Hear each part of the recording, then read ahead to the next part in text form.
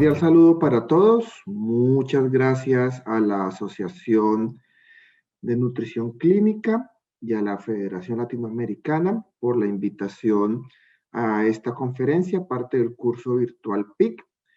Mi nombre es Juan Gabriel Estupiñán y el tema que me asignaron para esta oportunidad es hablar un poco de la epidemiología del uso del catéter PIC en Latinoamérica.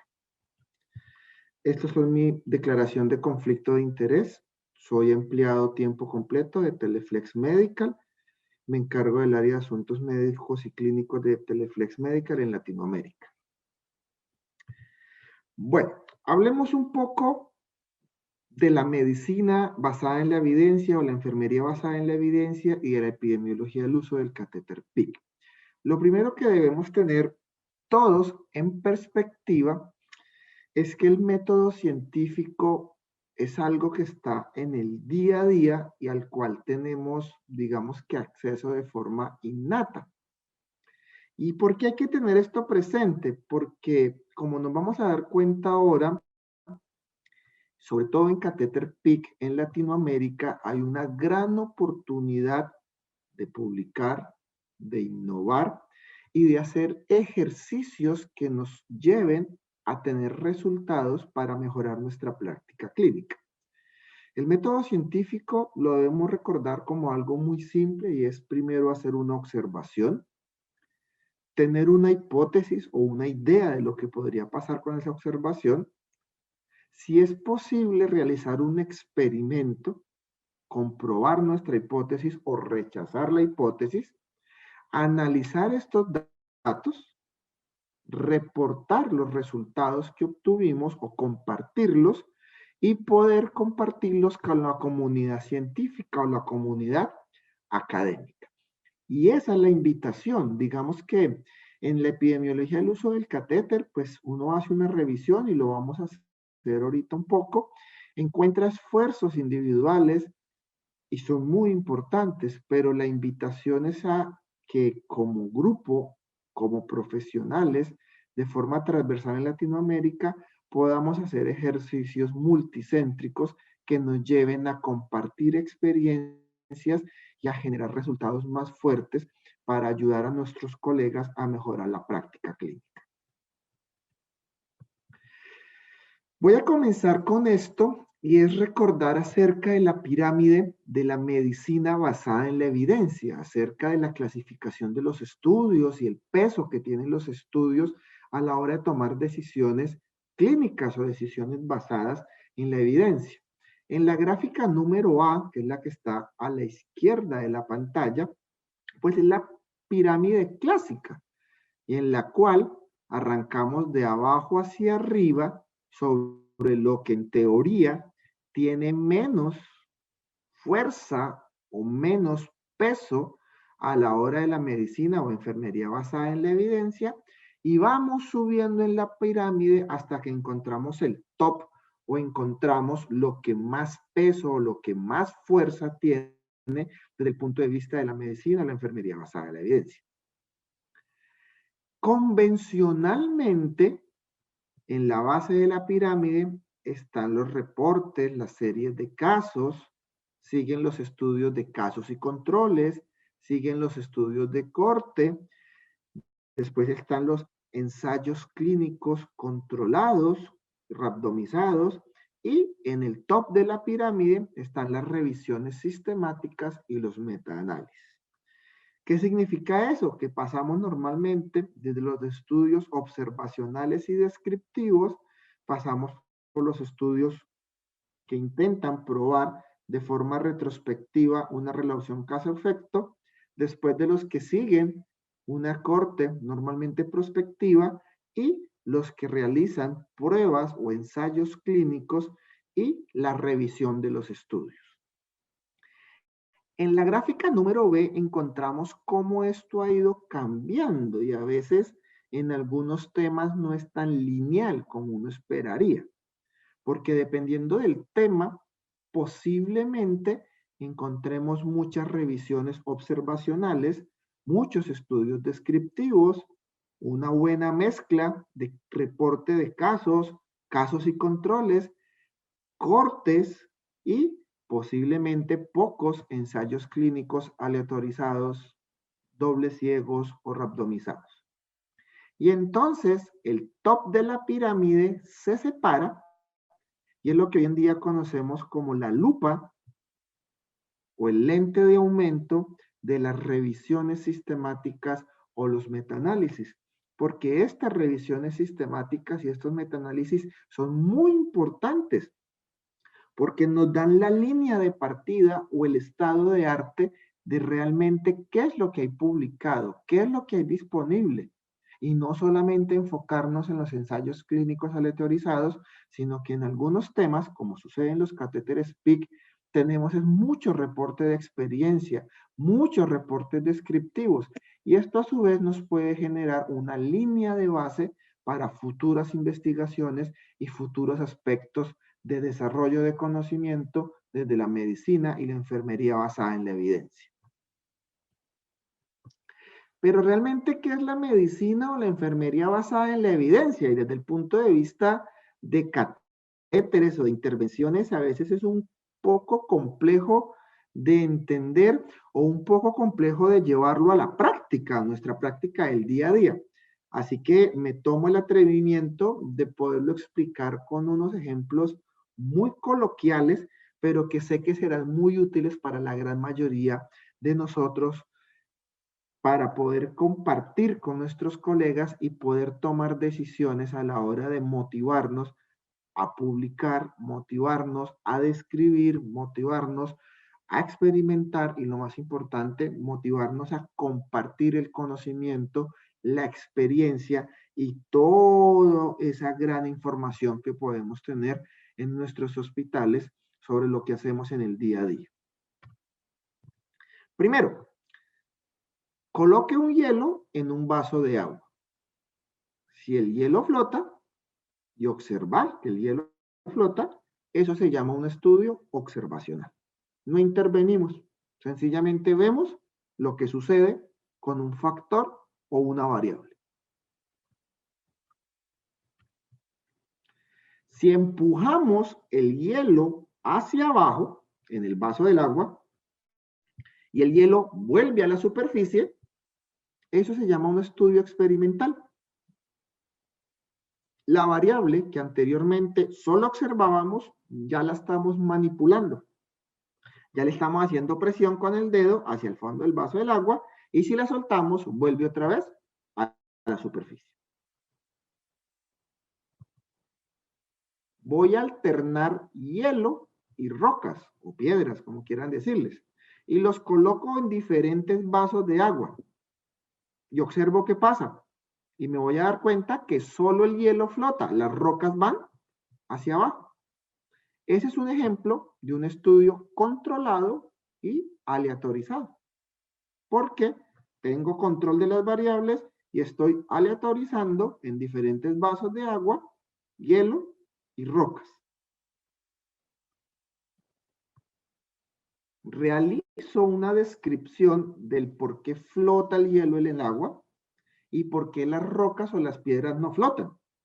Recopilo toda la información disponible de las pruebas o de este tipo de experimentos que hay en el mundo o en mi región, específicamente en Latinoamérica. Eso es lo que se conoce como una revisión sistemática. Y si además analizo algún tipo de asociación causal o de beneficio versus no beneficio de forma estadística, eso es lo que conocemos como un metaanálisis.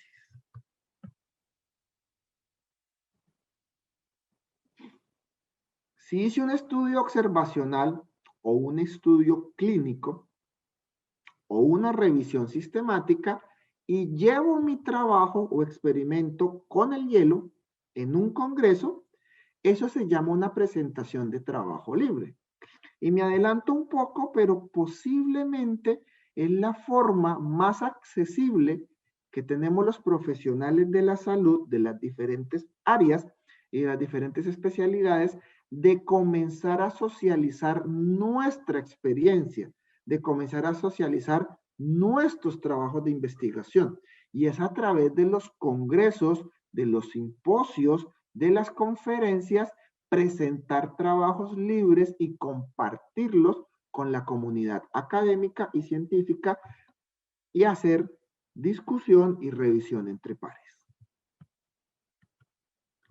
Si logro publicar mi trabajo o mi experimento con el hielo en una revista de renombre, normalmente revisión por pares, se llama eso en las revistas, se convierte en evidencia y es cuando comenzamos a hablar de evidencia clínica, medicina o enfermería basada en la evidencia. Si estoy impresionado con los resultados de hielo en el agua, entonces lo que hago es colocar el hielo en vodka. Le coloco limón y me lo tomo. Y eso es lo que podríamos considerar como práctica clínica basada en la evidencia.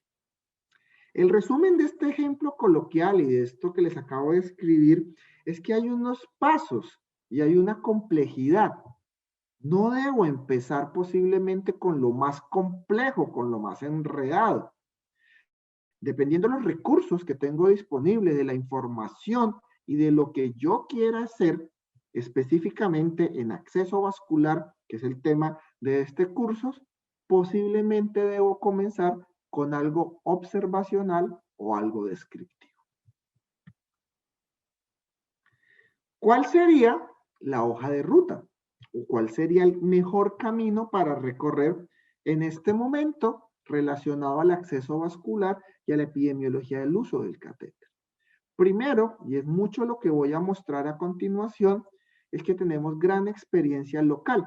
Uno encuentra publicaciones brasileñas, publicaciones argentinas, de Chile, de México, de Colombia, y entonces lo que debo arrancar es a revisar qué tengo en mi experiencia local, en mi centro, en mi hospital, en mi universidad, y determinar de esa experiencia local qué información tengo en bases de datos, qué información tengo organizada, qué variables puedo tener acceso. Y normalmente debo definir unos criterios estándar. Entonces, para eso me sirve la referenciación y hacer una revisión de la literatura. ¿Por qué? Porque medimos algunas cosas en acceso vascular que se toman como referencia en todos los estudios.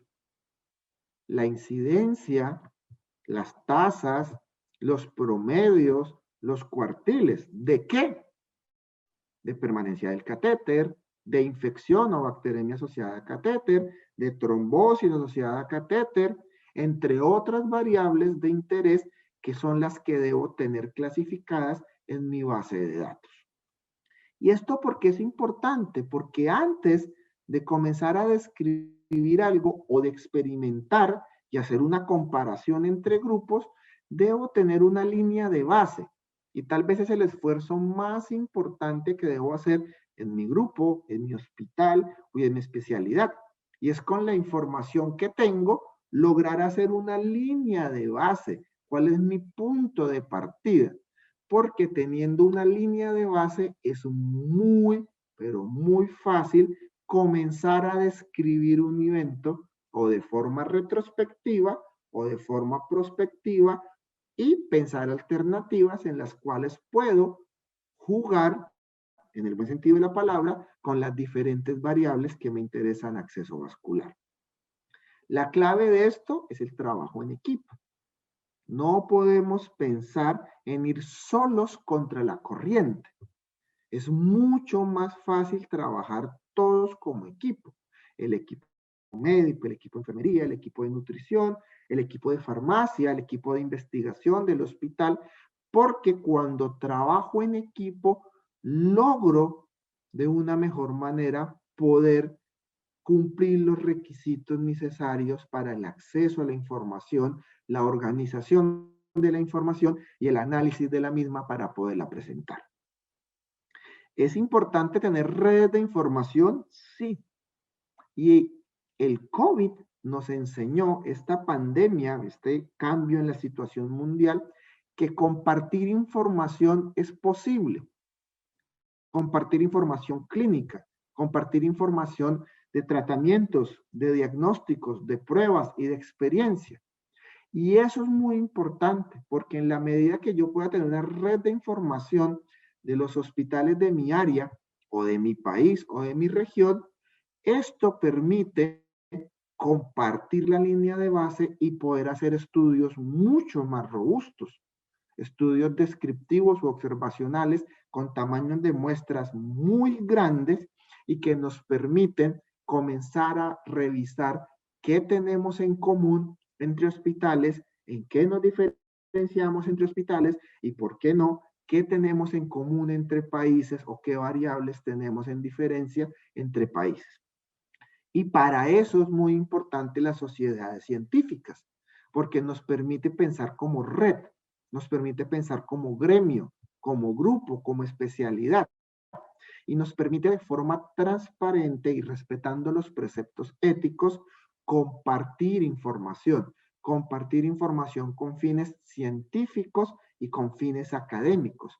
Los eventos como los congresos y en los cuales estamos ahora en el desarrollo de este curso son el espacio fundamental para compartir ideas con los pares, compartir objetivos y, ¿por qué no?, encontrar el camino adecuado para iniciar publicaciones robustas de índole regional, sobre todo en Latinoamérica y específicamente en acceso vascular y en catéter PIC, que como vamos a ver, no son tan robustas como uno pensaría.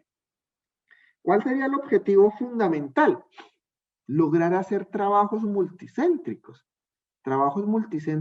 regionales en Latinoamérica y, ¿por qué no?, globales.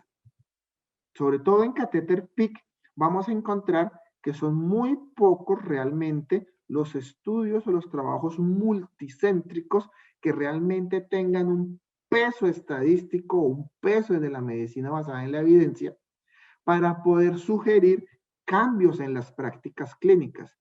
¿Hay publicaciones que nos ayudan? Sí, hay publicaciones que nos dan ideas, pero realmente en el contexto de Latinoamérica no tenemos unos estudios grandes multicéntricos y ahí es la oportunidad más importante y por eso arranqué por acá. Porque más que mostrarles un estado del arte de lo que hay publicado en Latinoamérica, les quiero dejar como duda es qué podemos hacer, cómo podemos innovar y el gran reto que tenemos en el futuro a corto, mediano y largo plazo para poder trabajar en redes de información a través de las sociedades científicas y poder realizar trabajos multicéntricos. Ya entrando en materia, les voy a mostrar algunas cosas de las que encontramos publicadas en Latinoamérica. Hay harto. Uno se sorprende cuando hace una revisión no muy extensa ni muy profunda, encontramos publicaciones de catéter PIC, encontramos publicaciones brasileñas, colombianas, chilenas, argentinas. Hay algunas limitantes, algunas están publicadas en su idioma original, en español o en portugués. Entonces debemos ampliar la búsqueda a inglés, español y portugués. ¿Qué es lo importante? Que nos permite entender que sí se hacen trabajos, posiblemente locales, claro, pero nos permite entender una línea de base y por qué es importante seguir trabajando fuerte en la creación de publicación y de epidemiología local, regional y transfronteriza relacionada al uso de catéteres PIC. Arranqué más o menos en 2010, hay algunas publicaciones más antiguas, algunas no están en revistas indexadas, otras posiblemente tienen graves problemas de diseño, así que arranqué en el 2010. Y lo primero que encuentro es un estudio brasileño, publicado en la revista latinoamericana de enfermería, está hecho en un hospital de Brasil por 2 enfermeras claramente, y es un artículo que para la época y para su experiencia está bien diseñado. Y entonces lo que hicieron fue un corte histórico, una revisión retrospectiva. No empezaron por un estudio clínico controlado doble ciego. Y está bien, porque es que si ya tengo información en mi hospital, tengo las bases de datos, pues es muy coherente comenzar con este tipo de estudios. Y lo que hicieron fue hacer una muy buena revisión de las historias clínicas, de las bases de datos, y encontraron muy buena información. Del 2000 al 2007 encontraron 231 pacientes que cumplían los criterios de inclusión y sobre los cuales hicieron la revisión y el análisis de las variables. Y eso es muy importante. ¿Por qué? Porque les permitió describir lo que había pasado en ese momento en hospital, en ese momento entre el 2000 y el 2007. Así que es un estudio que funciona, sí. Si yo solo tengo acceso a bases históricas, pues las puedo usar y hacer un estudio retrospectivo. El siguiente que uso como referencia, no los pude poner todos por tiempo, coloco algunas referencias, es del año 2012 y es un estudio chileno, un estudio específico en pediatría. Y entonces es un estudio que revisó también de forma retrospectiva entre 2001 y 2011, quienes cumplieron criterio de inclusión y encontró 337 pacientes, un poco mejor que el estudio anterior desde el punto de vista del tamaño de muestra. Lo importante es que la revisión de las variables fue bien pensada y les permitió llegar a conclusiones importantes para la práctica clínica. El siguiente estudio es del año 2012 también, y es un catéter también es un estudio también brasileño, hecho también por enfermeras, y entonces en lo que encontraron en un periodo muy establecido, les permitió medir algunas cosas diferentes a lo convencional, que es solamente la inserción y los factores. Les permitió ir un poquito más y revisar de forma exploratoria y de forma descriptiva con un enfoque cualitativo, no todo tiene que ser cuantitativo, eso es importante, la revisión acerca de los limitantes, acerca del conocimiento y acerca del costo que pueda tener el uso del catéter PIC.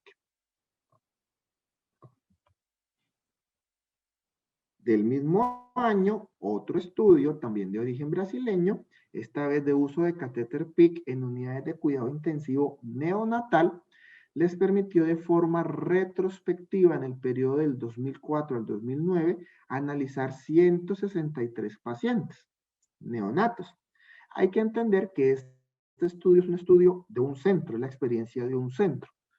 ¿Y eso lo limita? Claro, tiene unas limitaciones, pero como ejercicio de compartir su experiencia y poner la discusión con la comunidad científica o la comunidad académica es muy importante.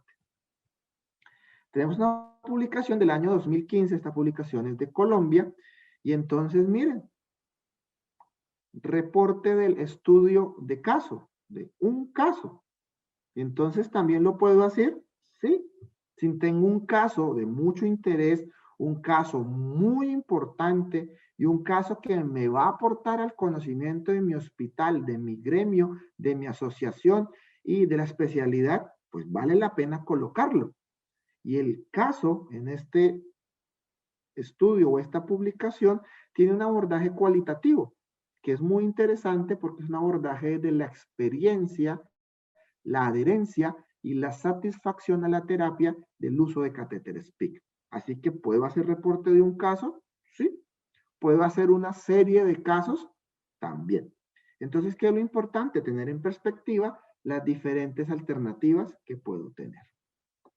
Este es un estudio del año 2017 que viene de México. En México tenemos muchas publicaciones de catéteres PIC en nutrición. El Instituto Nacional de Nutrición de México tiene muchas publicaciones en catéter PIC. En oncología también tenemos muchas publicaciones, incluso en cardiología o en pacientes de cirugía cardiovascular. Solo coloqué este como ejemplo. Y es un estudio que hizo revisión de los factores de riesgos que llevan a las complicaciones. Y a veces es bueno, hay que hablar de las cosas buenas, de la experiencia, de cómo me va, pero también a veces tenemos que revisar las falencias, revisar las cosas negativas porque solo así podemos encontrar cómo resolverlas o cómo mejorarlas, o en la opinión del grupo de pares y revisión de expertos, puedo encontrar cómo llegar a alternativas. Revisión es un estudio de corte prospectiva. Recuerden que algunos de los anteriores eran revisiones retrospectivas, miraban solamente históricamente la información. Y tomó la tarea e hicieron una revisión prospectiva hacia el futuro, lo cual le da un poco más de peso estadístico, un poco más de peso epidemiológico a los resultados. Y la muestra que tuvieron para este estudio fueron 225 pacientes, los cuales 10 tuvieron que retirar porque no cumplían criterios de inclusión. Entonces, ¿también puedo hacer actividades prospectivas de seguimiento? La respuesta es sí. Esta es una publicación del año pasado, 2020, en plena pandemia. Pues se publicó el año pasado, pero digamos que la recolección de la información pues tuvo un tiempo muy posterior.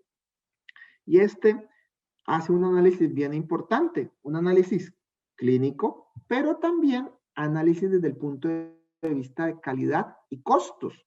Y es muy importante porque los catéteres PIC a veces debemos justificarlos muy bien en nuestros hospitales o con las aseguradoras para su uso desde el punto de vista de calidad y desde el punto de vista de costos. Ellos evaluaron 100 procedimientos versus otros 100. Y la verdad, en la población de estudio, que fue específicamente en población pediátrica, encontraron hallazgos muy importantes y sobre todo cuando es costo efectivo usar un catéter PIC. Así que tenemos diferentes alternativas para poder hacer trabajos de investigación, trabajos de descripción de la experiencia desde el punto de vista del catéter PIC. Estas últimas diapositivas les voy a compartir la experiencia de nuestro grupo que ha intentado a través de la publicación de pósters de trabajos libres en el Congreso Americano de Accesos Vasculares de hacer esfuerzos multicéntricos. Nuestro primer esfuerzo arrancó en el 2018 en el Congreso Americano de Accesos Vasculares y el punto de partida, la línea de base, fue con relación a cómo o qué sucede cuando a través de la educación mejoramos las prácticas clínicas de las enfermeras o los enfermeros en un programa PIC. Y entonces se describió dos fases, una fase de educación, que también se toma como la base o la línea de base, y una fase de seguimiento después de la educación. Y aquí es muy importante porque se realizó o se revisó de forma descriptiva una intervención bien importante que fue un programa educativo y de formación para las enfermeras.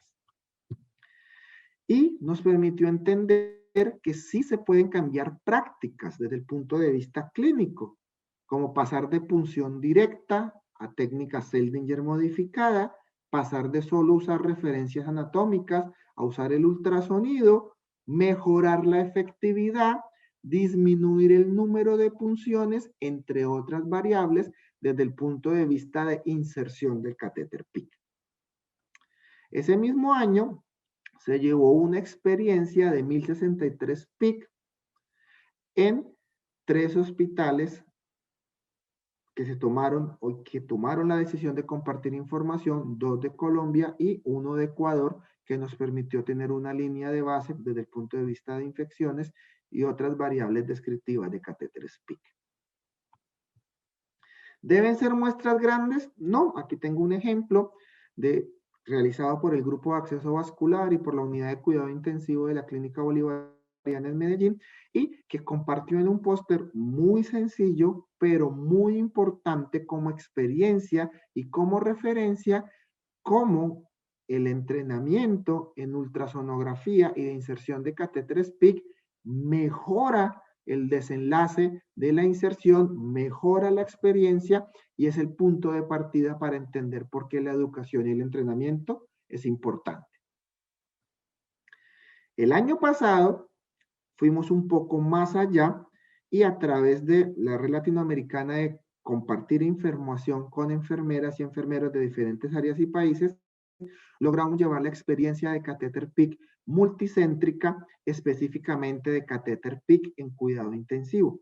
Logramos convocar hospitales de Colombia, México, Ecuador y Argentina, y esto en un estudio en este momento retrospectivo, pero muy robusto en el diseño, nos permitió tener una perspectiva del uso del catéter PIC en cuidado intensivo. Logramos en total convocar 10 centros y logramos, después del filtro de criterios de inclusión y criterios de exclusión, lograr 1.408 registros que pudieron ser analizados. ¿Es un esfuerzo? Sí. ¿Se debe hacer más esfuerzos multicéntricos? También. Pero lo más importante es poder compartir información, poder trabajar en equipo y poder entender qué es lo que está pasando en los catéteres, en el acceso vascular y con el catéter PIC en nuestros países y en nuestros hospitales. ¿Es importante compartir la experiencia? Sí. Entonces, esta publicación también fue llevada al Congreso Americano de Accesos Vasculares el año pasado, donde se compartieron 2.100 accesos vasculares, casos de pacientes con accesos vasculares con una descripción. Bien importante porque nos permitió entender qué es lo que sucede cuando hay un programa, cuando el programa de acceso vascular o el programa PIC tiene unos momentos y una evolución histórica, y claramente comparar algunos indicadores como la flebitis, la infección, las multipunciones, entre otros, y la satisfacción de los pacientes son bien importantes para mejorar los resultados clínicos.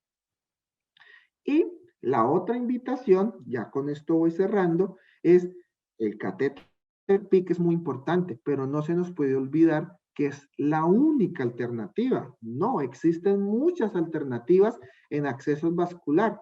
Y este es un ejemplo de una publicación también llevada a el Congreso Americano de Accesos Vasculares sobre unas alternativas de acceso periférico, que son los catéteres de línea media y los catéteres de mini línea media.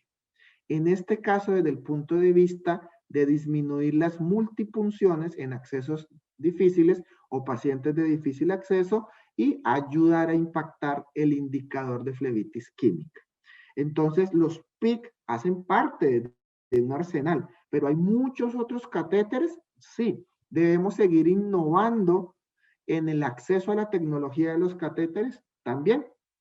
Y es como importante en este ejemplo de publicación se relaciona con los costos. Y entonces hacer un buen uso de alternativas tecnológicas, hacer un buen uso de la educación de enfermería y hacer un buen uso del seguimiento y compartir esta información, cómo impacta positivamente los costos asociados a complicaciones o los costos asociados a no calidad en nuestras instituciones y, por qué no, de forma multicéntrica en nuestros países. Esto es como un overview, esto realmente es una invitación más que la descripción del estado del arte o la epidemiología y una revisión sistemática de Latinoamérica, y sencillamente es una invitación para que todos ustedes que asistieron y tomaron este curso se motiven a organizar sus bases de datos, a organizar sus variables, a hacer un buen registro, clasificarlas y se motiven a trabajar en equipo para poder hacer ejercicios de publicación, ejercicios científicos más elaborados y, por qué no, llegar a pensar en un estudio grande, multicéntrico acerca del catéter PIC en Latinoamérica y específicamente en esta área del conocimiento tan importante como es el soporte nutricional y la nutrición clínica. Muchas gracias a todos por su atención y les deseo un feliz día.